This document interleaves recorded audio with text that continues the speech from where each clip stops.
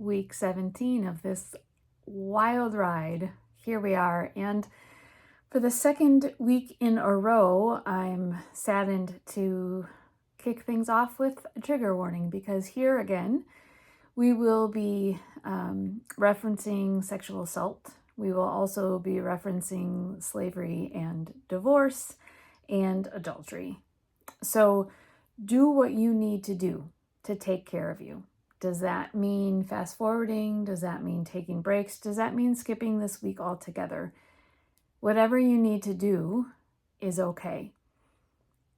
I believe that by the end of today, we will have reworked, restored, changed some of the interpretations of these difficult texts that are, if you have not yet read them, in the description of this video. So stop and read those if you need to. Otherwise, here we go. Potiphar's wife, an original Disney villain, if you will. She's framed as, at the very least, at the very best, sorry, a temptress. Yes. And in the end, she hurls a false accusation of sexual assault at Joseph.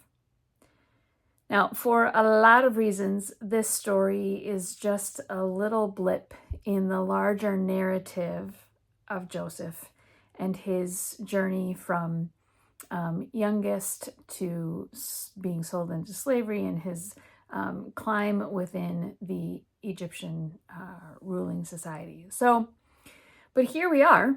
And in the end, this little blip is a power struggle. On one side, we have Joseph. So it sounds great, right? He's been placed in charge of everything, and Potiphar trusts him beyond most, if not all, others. But Joseph does all of these things, the management of the house and everything that Potiphar puts into his care, from the restraints that bind him.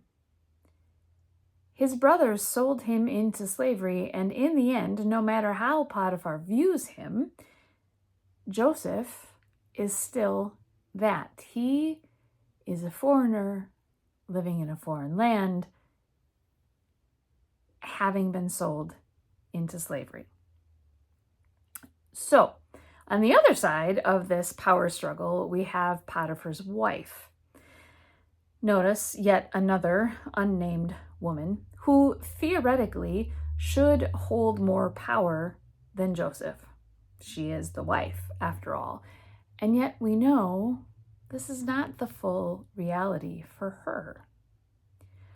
For an unknown amount of time, Potiphar's wife makes it clear to Joseph that she is attracted to him, and she does not mince words when expressing what it is that she wants. Joseph continues to refute the advances until the fateful day comes when she has experienced enough rejection. So holding a piece of his garment, his shirt, let's say, in her hands, she has a decision to make.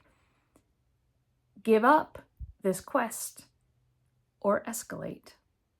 She chooses to escalate, and that choice lands Joseph in jail. First, I want to be abundantly clear that it is never acceptable to make false accusations of sexual assault.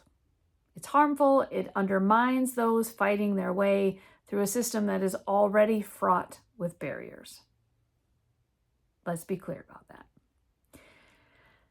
Here also is where my therapist brain goes. Quite frankly, my heart goes here too. Why? Why did Potiphar's wife act this way? Not just the accusation, but everything leading up to it. The why matters here. The twisting of this narrative tells just one narrow interpretation that she wasn't obedient or faithful and was too focused on her own wants and desires. That twist is the foundation of, you guessed it, purity culture and male headship. The story could be read that way, absolutely, but there are alternative readings that I think are worth our exploration. Things like, what kind of husband was Potiphar? Was he attentive and loving and kind? Did he see his wife? Did he give her the freedom to function as anything other than his wife, in the home or outside of it? Let's go even further back. Did she choose to marry this man? Or was this decided for her between her dad and Potiphar Sr.? What if Joseph, a very handsome man, according to the Hebrew text, awakened in this woman the knowledge that she was unhappy and unfulfilled? If we play that possibility out, it is possible that Joseph's repeated rejection resulted in her feeling more and more cornered, trapped, with no way out. And if that's the case, then her reaction is a desperate, albeit misguided, plea. Again, never okay to throw false accusations, especially when the consequence is people being thrown in jail. It is also important to take a moment to ask why. Because from this one act, generations of believers created rules about marrying foreigners, women having any kind of their own sexual desires and daring to express them, and the need to keep the woman where she belongs. Foundations of all of those things can be pulled from this text. Potiphar's wife might have been a bad woman who was just out to get Joseph. That is a possibility. She was jealous of his place in the house and his time with her husband. She might have been that woman. I think, though, it is important to recognize that she also might not have been that woman. The Pharisees, they didn't like Jesus all that much. He was a threat because he didn't bow to the constructs they'd created surrounding their faith, and he brought others with him. The Pharisees were threatened by his presence and therefore tried repeatedly to trip him up and move him out. If we read Potiphar's wife in the traditional way, this story of the Pharisees' view of Jesus sounds a little familiar. A brief interlude for those who are just joining us on this ride. The key challenge that I set for myself for preaching through Ashley M. Wilcox's The Women's Lectionary is to read each week only the noted biblical texts and the author's comments. No additional scripture, no commentaries, just those two references and the work of the Spirit. So this week, I especially appreciated the perspective of Wilcox, perhaps more than the prior 16 weeks. Can you believe we're in week 17? Because it shone a new light, at least from my reading, on this text. This text from Mark has long been used to shame divorced women in particular in the church. Men too, but more so for women because historically the church is more apt to accept a single man than a single woman. There's more judgment heaped on a divorced woman than on a divorced man, at least in the church. Wilcox argues, and I agree, that Jesus in this text is simply stating that divorce is never what God wanted. It was never the plan. The intent of the first partnership was lasting. Someone with whom to share life's burdens and joys. Woman was not created solely so that man wouldn't be alone. That's the twist that's put on this, right?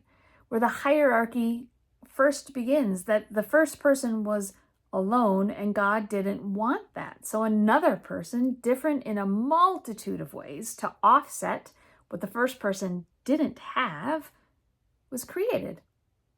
And together they were a solid partnership. That's the ideal. And just for those who are unclear where I stand on all of this, I'm saying words like partnership intentionally. I'm not saying only men and women partnered together. We are in a broken and fallen world, and the ideal of lasting partnerships in all kinds of relationships, let's be clear about that too, is sometimes just out of reach. Not always, thankfully, but sometimes. So note that Jesus also, in his response to the Pharisees, takes the patriarchy of the time, and now, if we're being honest, and dismisses it. When Jesus lays consequence equally upon the husband and the wife when it comes to adultery. Jesus holds the man to the same standard as the woman, circling back to his initial point that the goal is to remain partnered.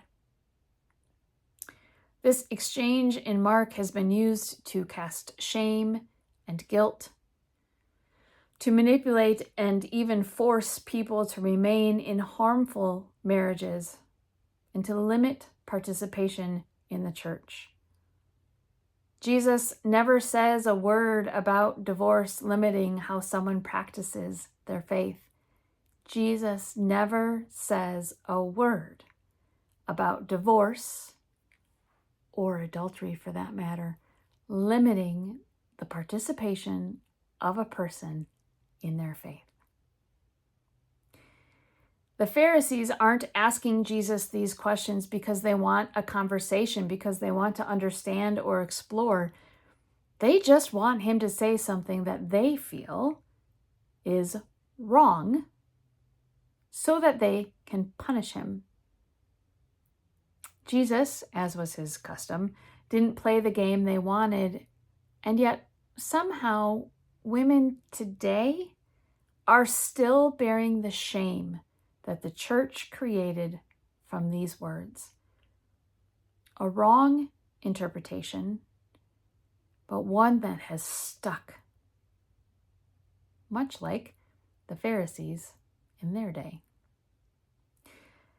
Potiphar's wife does not deserve to be defined by a bad day.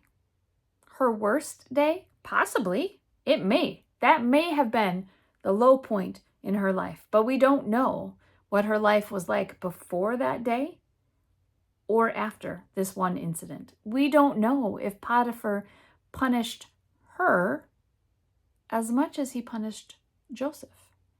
Was she thrown in jail? No, probably not. Did she suffer other consequences? Probably.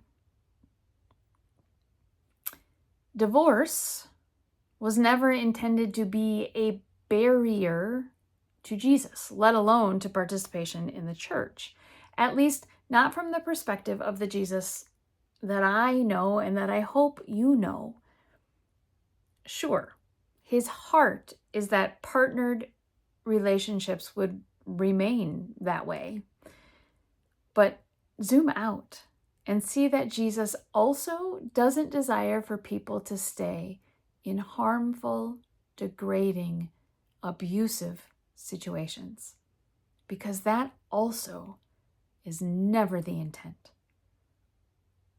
If you are in a faith community that shames you or makes you feel less than because of your marital status or gender identity, let's just throw that in there, know that it is okay to go elsewhere if you don't have it in you to push back. If you are in a life situation that causes you to feel that lashing out and harming someone else's life is the only way for you to find safety,